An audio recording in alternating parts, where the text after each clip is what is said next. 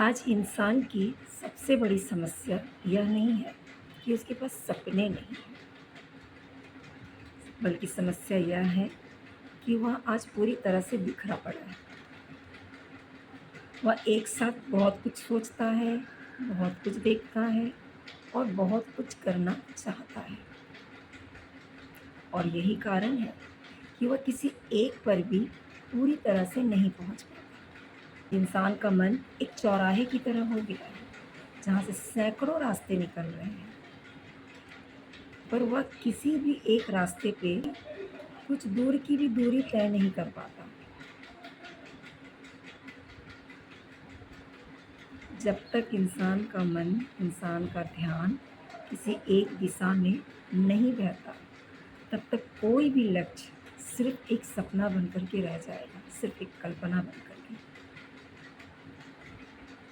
ध्यान कोई साधारण चीज़ नहीं है। ध्यान जिस ओर जाता है, इंसान की पूरी शक्ति उस ओर बहने लगती है।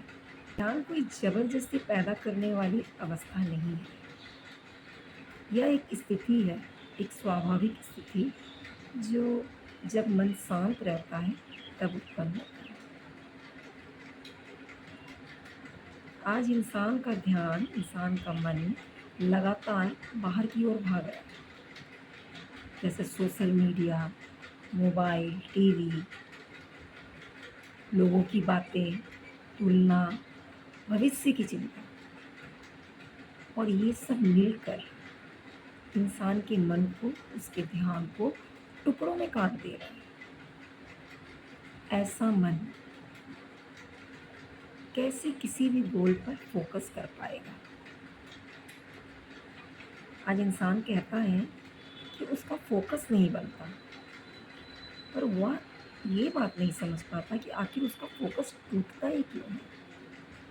जब तक जड़ को नहीं समझेंगे, तब तक किसी भी समस्या का समाधान निकलना बहुत मुश्किल है। मन इसलिए भटकता है क्योंकि वह हमेशा बाहर की ओर रहना चाहता है। वह अभी में कभी नहीं होता, पूरी तरह से कभी नहीं होता।